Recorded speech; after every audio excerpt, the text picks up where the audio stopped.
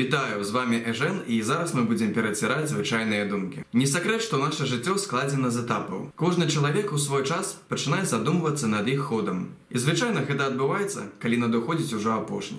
І тут чоловік так чи інакше підсумовує усе своє життя, пригадуючи досягнення ці отримані страти.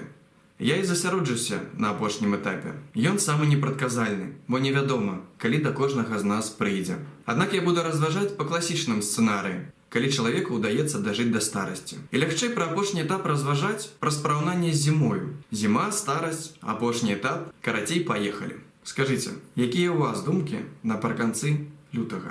Откажу за себе. Наприкінці лютого я думаю про весну, що зовсім хутко розтане снігова каша, очистяться дороги і стомленим від склізоти ногам стане зручней ходити. Навколо буде просякнуто почуттям довгочеканої свіжості, якої відчувається після лазні, а кожен сантиметр удихаємого повітря буде нести внутрь моєго змерзлого тіла часточки ключа від закинутих дверей, за якими схована молодость і надія на нове життя.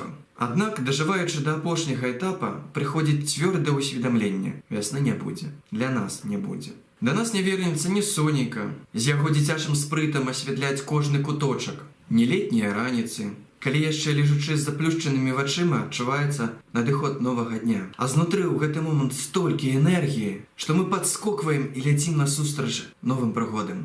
Однак, чим далі, тим менше здоров'я, ніякої упевненості у ході, ніякі змазані жадання. І наші будні – це розбиті дороги і стомлені ноги в мозолях. І від усього болю, який ми несем, нікуди не сховатися. Але частяком многие старые своєю активністю навіть фору дають юнакам. Яны і все поспівають і не жаляться на недохоп часу, на тяжкості. Тому скажете, об чим я тут розважаю? Я розказую про той боль, який більшість легко маскирує.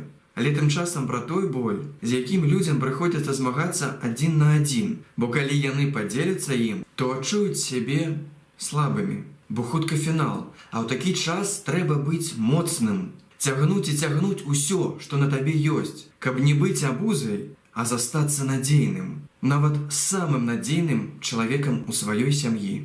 І коли перші морози покидають пунцовий рум'янок на щоках, люди починають видумляти неякі мети, каб кришечку, але ж ще затриматися, каб бути необхідними і доказувати, що вони ще варті цього світу. Ось тобі 50, і ти говориш, що хочеш убачити, як твій онук пойде у перший клас. І ось він іде. Ти мариш куди-небудь з'їздити, де характер не дозволяє страчувати гроші на відпочинок. І ти мкнешся лепі допомогти сестрі виплатити кредит, яка і так покутає під його тяжаром. І ось ви зробили це. Потім ти вже сама береш кредит сину на нову машину. І вже не здольна не тягнути його, бо буде соромно перед людьми. Час іде.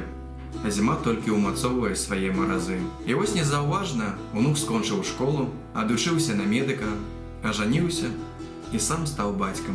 А машина сина давно состарела і стала неактуальною по сьогоднішніх потребуваннях. І ти робиш опошній уклад, даючи гроші на нову. Ти зустрічаєш своє 75 в осередді великої сім'ї. Усім весело, гучать позитивні тости, і тільки той самий онук через твою усмішку зауважає, як тобі насамреч сумно. Бо нема здоров'я. І про які святи можна казати? Про які 85 і гетак далі год, що усім бицем би хочеться з тобою відзначити. Тобі б ледве відзначити гетую дату. Бо усьо мацній надокучлива боль від хворих ног. Ти настільки стомлений себе відчуваєш, що бицем би до кінця фільму ще півгодини, а розв'язка вже відома і хочеться встати і пойти. Тільки куди ти пойдеш? Фільм-то про тебе. Тобі і хочеться чіплятися за життя. І разом з тим так уже все надокучило. Перед людьми тримаєшся, а перед собою не отримлюється. І в мислях тільки, ну коли уже, ну коли. Зима завсюди наводить мене на маркотні розваги. Однак це не перешкоджає мені любити її. Бо я розумію, нельзя жити ні будучим, ні минулим. Кожен етап нашого життя розкриває для нас щось унікальне. Але тема надоходу моєї особистої зими мене моцно хвилює. Навіть не уявляю, що насамреч буду відчувати у той ще далекий час, коли моєму тілу застанеться скоритися під морозом не календарної зими. Можа таму старыя і апранаюцца круглы год у цёплую адзежу, бо ім холодна ад іх зімы, нават летам. Мне моцна не хочацца сустрэць сваю зіму з расчараваннем у сэрцы. І я думаю, вам таксама. Давайте будзем разумнейшымі і дамо зялёнае святло таму, што нас робіць шчаслівымі. Каханню, падарожжам, творчасці, самараскрыццю, пакуль нашы целы здольныя ўсё гэта ўспрымаць і рэагаваць станоўча. А як гэта зрабіць? Мусіць, трэба як мага раней усвядоміць, здароўе не вечнае, і пачаць жыць тут і цяпер, не адкладваючы на заўтра. Калі вы хочаце пераціраць звычайныя думкі, то подписывайтеся на мой канал. Спадабалася відэо? Ставце дзякуй і абавязкова задавайце свае пытанні ў каментарах. Пабачымся. 6 секунд.